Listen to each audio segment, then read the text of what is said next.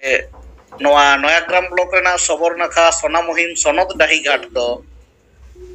ᱵᱤᱱ ᱦᱟᱺᱰᱤ ᱯᱟᱹᱣᱨᱟᱹᱛᱮ ᱱᱚᱰᱮᱱᱟᱜ ᱥᱚᱱᱚᱛ ᱠᱟᱹᱢᱤ ᱥᱤᱫᱚᱭ ᱞᱟᱹᱜᱤᱫ ᱛᱮ ᱱᱚᱰᱮᱱᱟᱜ ᱵᱚᱸᱜᱟ ᱵᱩᱨᱩ ᱫᱚ ᱵᱮᱨᱮᱞ ᱫᱟᱜ ᱛᱮᱜᱮ ᱦᱩᱭᱩᱜᱼᱟ ᱟᱨ ᱡᱟᱦᱟᱸᱭ ᱠᱚ ᱱᱚᱣᱟ ᱠᱚᱵᱚᱱ ᱟᱹᱜᱩ ᱛᱚᱨᱟ ᱟᱠᱟᱫ ᱠᱷᱟᱱ ᱩᱱᱠᱩ ᱠᱚᱫᱚ ᱱᱚᱰᱮ ᱵᱚᱸᱜᱟ ᱴᱷᱟᱶ ᱨᱮᱫᱚ ᱟᱞᱚᱵᱚᱱ ᱟᱹᱜᱩᱭ ᱢᱟ। ᱵᱚᱸᱜᱟ ᱴᱷᱟᱶ ᱢᱮᱱᱛᱮᱫᱚ ᱱᱚᱰᱮ ᱯᱨᱟᱭ 7 ᱵᱤᱜᱷᱟᱹ ᱮᱨᱤᱭᱟ बाउंडारी एसेट मेनाआ नोआ दो घाट एरिया कना नोआ के बोंगा एरिया आदो नोडे दो ओना आगु माना के तहे कना माइक ते उछन हुयु कान तहे तहे नोआ सिंगेट जुम रे सेलेड कान अबोय सिजितरिया दिसम गमके आजियट बोंगा सलकान मुर्मु ओना सलाते सुमित्रा मैडम आर ए राज कोन जातिना सिंगेल कमिया को आबो नोडे सेलेड कान बोन सनम कोगे इन पाटा सेन कोन आडि गुण मना सरहाव आर सेंगेल जोहार इᱧᱟᱜ ᱧᱩᱛᱩᱢ ᱫᱚ ᱡᱚᱜᱚᱫीश मुर्मू और सनातन मानवा जीएस सेंट्रल कमिटी सलाते नयग्राम ब्लॉक वेस्ट बेंगल पाटा सेन कोन मेटन हुडिंग मचा रिपोर्ट माडांग होलिंग लई लेदा आदो नयग्राम ब्लॉक रे तेहेन जहां सबोर नखा सोना मुहिम सनत डाही घाट तहे कना ओना डाही घाट रे अबो नेवता तहे कना आदो ओंडे कमिया लेकाते हो और नेवता पेड़ा लेकाते हो सेंगेल अभियान पाटा सेन खन बन सेटेल लेना और सेंगेल अभियान कुरुमुटु तेगे ओंडेना कमी होरा को तेहेन हुईना नोआ जांग बाहा बोहेल कमी होरा को आदो नोडे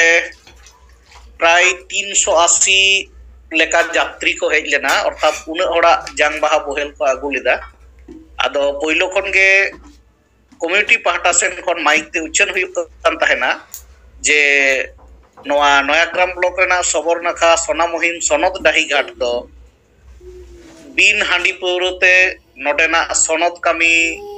सिदोई लागित ते नोडेना बोंगा बुरु दो बेरेल दाग तेगे हुयुआ और जहां को नोआ कोबन आगु तरा अकान खान उनको कोदो नोडे बोंगा ठाव रे दो आलोबन आगुई मा बोंगा ठाव मेनते दो नोडे प्राय 7 बिघा एरिया बाउंडारी एसेट मेनाआ नोआ दो घाट एरिया कना नोआ के बोंगा एरिया आदो नोडे दो ओना आगु माना के तहे कना माइक ते उछन हुयु कान तहेना और वॉलंटियर को आबो सेंगेल कोरेन को तहे कना और उनको दाणा कते हो नोआ को नेलेत ता को तहेना मी बार हड़ को आगु लेट गया हांडी को आदो को लयत को जे नोआ बाउंडारी भितरी दा आगु बाय गानोआ और ओना को दो नोडे व्यवहार बांग गानोआ ओना दो आपे इदी रुवर पे आर से पे चिकया ओना दो आले दो बाले लई दाड़िया कना मेनखान नोडे दो ओना को दो बांग चलोआ बोंगा बुरु रे हो बांग लगाआ ओना ते दो बाले बोंगा बुरुया आर नोडे दो न्यू को बाले न्यू चोआ आदो ओना लेकाते उनको यात्री को ओना दो बाउंडारी भितरी से बोंगा ठाव रे दो बांग को अगुलिदा और बाहरे सेन को इदी किदा बा इदी रुवर किदा को आदो ओना लेकाते अबो सेंगेल कमिया को कुरुमुटोते नोआ सनत डाही घाट रेना कमी ओरा हो आडी नाय आर नापाय ते हुईना और नेवता पेड़ा लेकाते अबो ठेन जहां तहे कना ओंडे हो अबो जीवेट बोंगा जहां भारत दिसम रेना एआई राज रे आदिवासी को जुमित कते जितकर रेना जहां कमी होरा धर्म कोड रेना कमी होरा लेतार गे कमी रे छुटो मेना किना नोआ कथा ओना सलाते निये हलुई हनेना जे जहां को नय जांगबाहा बोगल बोड हेज कना नोआ मेटान धर्म रेना कमी कना मेनखान धर्म रेना कोड गे जुदी बांग तहेना नोआ जांगबाहा बोहेल रेना कोनो माने हो बांग तिंगुना आर तेहेन जहां को नोडे बोन हेज कना उनको को सनाम कोठेन अरदास जे एकमात्र सलखान मुर्मू के नितो अबवा धर्म कोड लगी लड़ाई कना और देलाबन धर्म कोड लड़ाई रेबन गोडोया और निये हो ओना सलाते लई तोरा हुईना जे नोय जे आपे जहां गोमके को से नोडे माझी को जहां लेका दायित्व कते यात्री सला पे हेज कना यात्री पे अगु काट को उनका के आपे हो दायित्व सला आतुरेन होर नोआ लय को पे जे